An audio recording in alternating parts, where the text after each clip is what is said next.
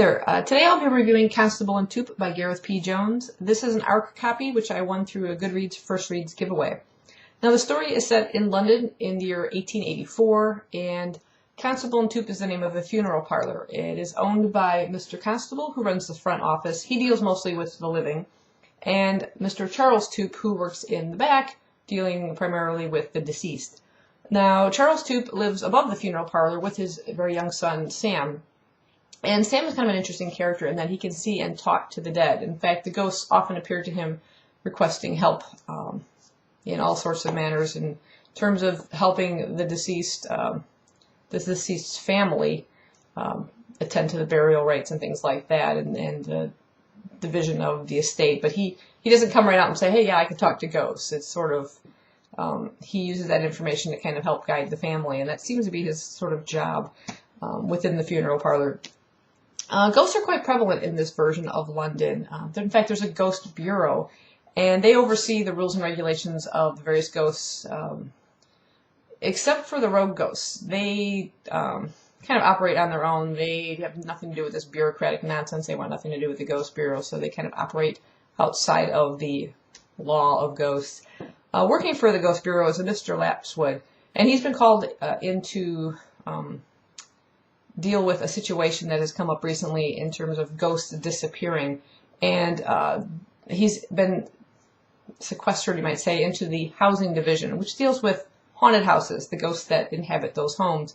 And one of the office workers for the Ghost Bureau has disappeared, and no one has seen her, so he's sent out to investigate and find out what has happened to this person, what's going on. Now, Mr. Lapswood is totally out of his element. He has never really left the Bureau before. He's always been within the offices. He's never done any field work, so he's a bit out of his element. And he runs into a rogue ghost by the name of Tanner, a very young boy.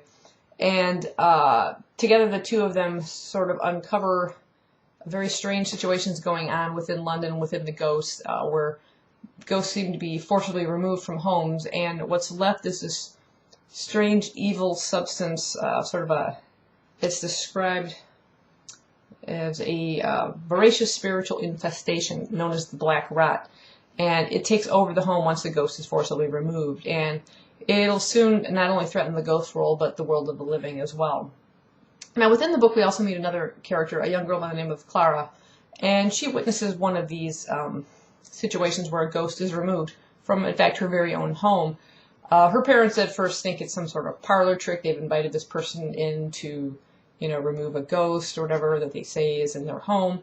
And like I said, they think it's a parlor trick, but she senses something else entirely, that perhaps ghosts really do exist. And what she witnesses is very violent and horrible, and she's definitely changed by this, and it sets her off on a sort of investigation of her own into the world of ghosts and this person who is removing them, and it'll eventually draw her into the world of the other characters that we meet within this story. One of my favorite characters has to be Mr. Lapswood. He's sort of a bumbling ghost. He's totally out of his element, like I said. Having never done field work before, he doesn't really know what he's doing, and until he gets the help of the young ghost by the name of Tanner. I also really like Clara's character.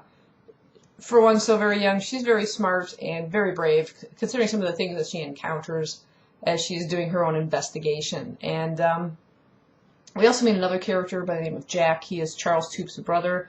He's wanted by the law. He asks his brother to kind of help hide him out. He's a despicable character. You hate him throughout the entire book. He does some quite evil things, and I was quite shocked by that. I really liked all the characters. You meet quite a few of them, both living and dead, and they were all very interesting, very well fleshed out, pun intended, because some of them are not in the flesh anymore. It was a very, very well built world, very well developed, and believable. I mean, you felt like there's this whole world of ghosts going about their business, having office and jobs and things like that. Very odd, but very enjoyable. I definitely recommend this book. Like I said, it's geared for ages 10 to 14. I mean, 10 and up.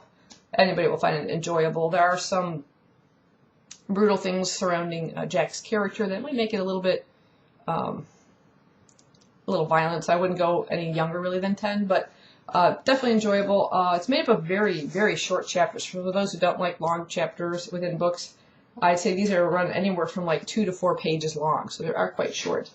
And I really, really enjoyed this. I definitely recommend you pick this one up and give it a try if you're into ghosts or just a really, really good story. So I gave this one 5 out of 5 stars on Goodreads. Definitely recommend you pick it up, and I hope you enjoyed this review. Thanks for watching.